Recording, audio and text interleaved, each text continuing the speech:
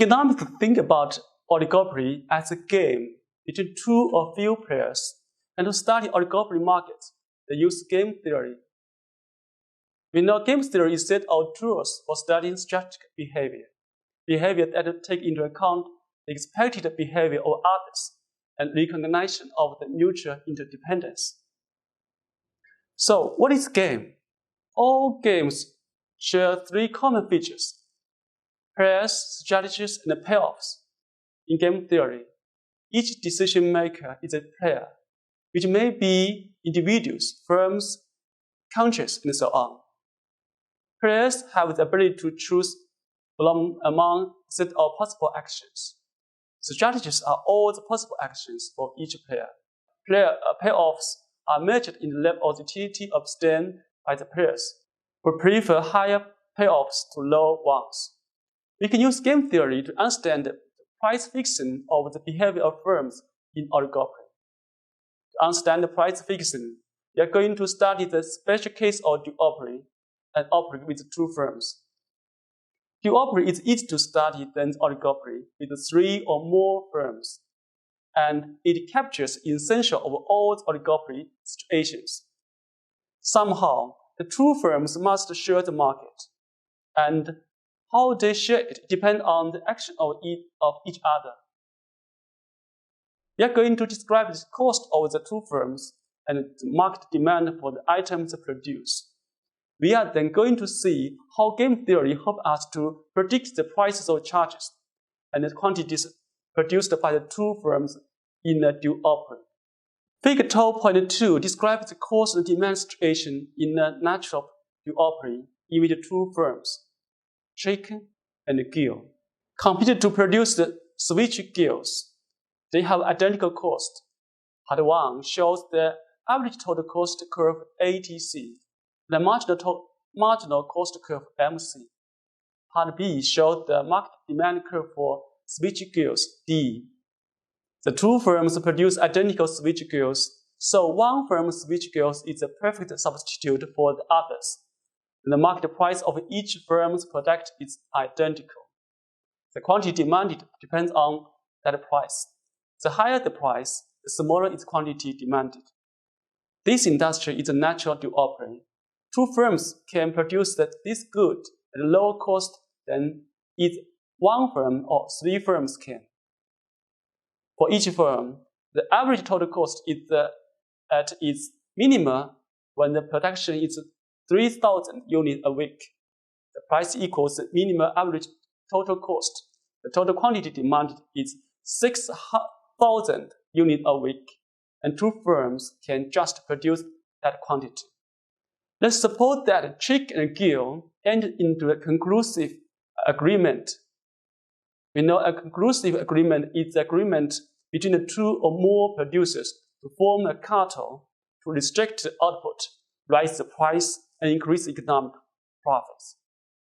Usually, such agreement is illegal and is undertaken in secret. Firms in the conclusive agreement operate a cartel. The strategies that a firm in a cartel can pursue are to comply or cheat. A firm that complies carries out this agreement. A firm that cheats breaks the agreement up to its own benefit and to the cost of the other firm. Because each firm has two strategies, there are four possible combinations of the actions of the firms. Both firms comply. Both firms cheat. Chick complies and Gill cheats. Gill complies and Chick cheats. Let's work out the payoffs of the firms if they conclude to make the maximum profit for the cartel by acting like a monopoly. Figure 20.3 shows the price and the quantity that maximize industrial profit for duopoly. Part 1 shows the situation of each firm, and Part B shows the situation for the industry as a whole. The curve labeled MR is the industrial marginal revenue curve. This marginal revenue curve is like that of a single price monopoly.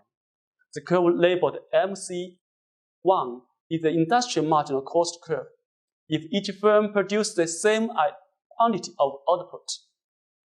This curve is constructed by adding together all the output of the two firms at each level of the marginal cost.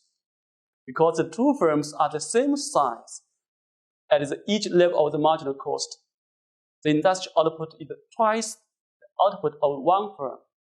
The curve MC1 in part B is twice as far to the right as the curve MC in part A. To maximize industrial profit, the firms in the duopoly degree to restrict output to the rate that makes industrial marginal cost and marginal revenue equal.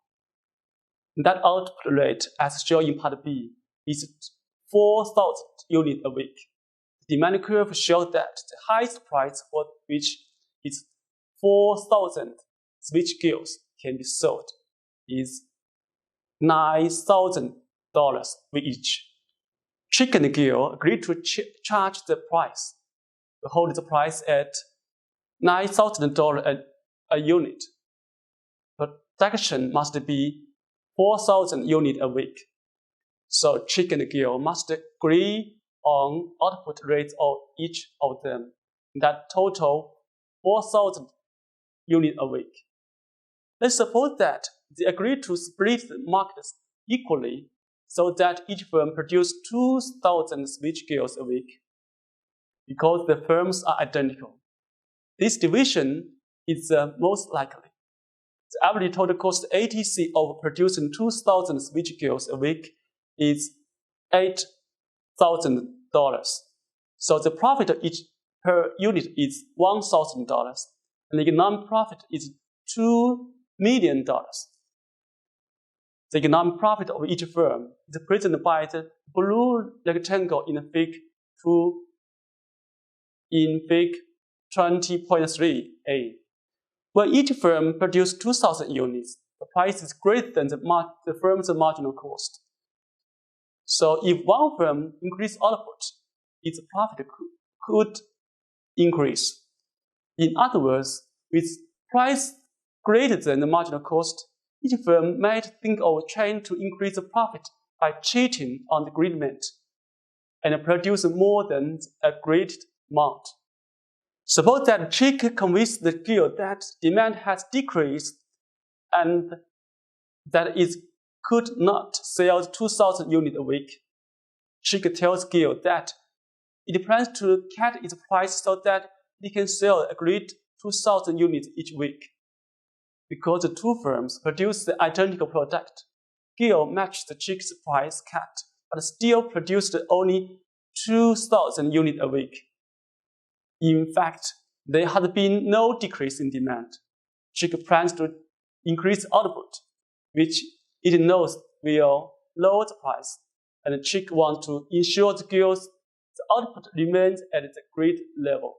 Figure 12.4 illustrates the consequence of the Chick's cheating. Part A shows guild the compliance, Part B shows the Chick the cheat, and Part C shows the industry as a whole.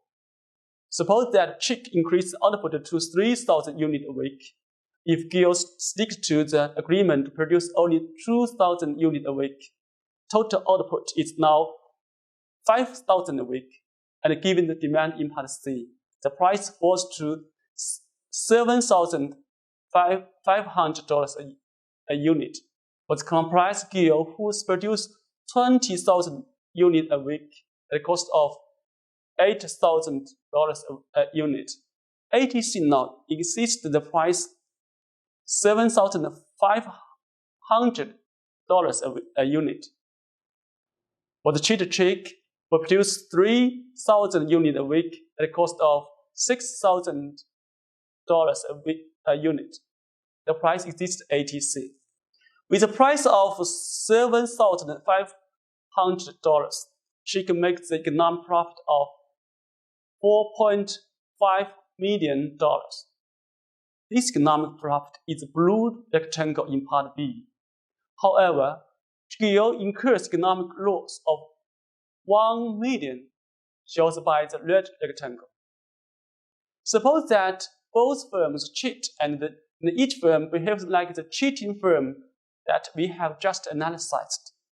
Each tells the other that it is unable to sell its output at its going price, and it plans to cut its price. Suppose that they both increase output to 3,000 units in figure 12.5. When each firm plans to produce 3,000 units a week, the industrial output is 6,000 units a week. With demand conditions, 6,000 units can be sold at a price of $6,000 each. At this price, marginal cost equals the price. Figure 12.5 illustrates the situation just described. Each firm in part A produces 3,000 units a week, and its average cost is minimum $6,000 per unit. The market as a whole, in part B, operates at the point at which the market demand curve D intersects industrial marginal cost curve MC1. Each firm has lowered the price and increased the output to try to gain the average over the other firm. If both firms cheat on the conclusive agreement, the output of each firm is 3,000 units a week, and the price is $6,000 a unit. Each firm makes zero economic profit, the same as in the perfect competition. Now that we have described the strategies and the payoffs in the duopoly game, we can summarize that the strategies and the payoffs inform the game's payoff metrics. Then we can find the natural equilibrium. We can know that if both comply, each firm makes $2 million a week. If both cheat, each firm makes zero economic profit. If Chick complies and Gill cheats, Chick incurs a loss of $1 million, and Gill makes economic profit of $4.5 million. If Gill complies and Chick cheats, Gill incurs a loss of $1 million, and Chick makes the profit of $4.5 million. Table 12.1 sets out the payoff metrics for this game. The squares show the payoffs for the two firms, Gill and Chick. In this case, the payoffs are profits. The table shows that if both firms cheat top left, the perfectly competitive output, each firm makes zero economic profit. If both firms comply, the bottom right, the industry makes the monopoly profit, and each firm makes the economic profit $2 million. The top right and the bottom left squares show the payoffs if one firm cheats while the other complies. The firm cheat makes the economic profit of $4.5 million, and the one that complies incurs a loss of $1 million. From Chick's point of view, suppose that Gill cheats. If I comply, I will incur economic loss of $1 million. If I also cheat, I will make a zero economic profit. We know zero is better than the minus $1 million, so I'm better off if I cheat. Now suppose Gill complies. If I cheat, I will make economic profit of $4.5 million. And if I comply, I will make economic profit of $2 million. $2.5 million profit is better than $2 million profit. So I'm better off if I cheat. So, regardless of whether Chick cheat or complies, it's paid Gill to cheat. Cheating is Gill's best strategy. Gill comes to the same situation as Chick became the two firms face the identical situation. So both firms cheat. The national equilibrium of the duopoly game is both firms cheat. And although this strategy has only two firms, they charge the same price and produce the same quantity as those in the competitive industry. Also, as in the perfect competition, each firm makes zero economic profit.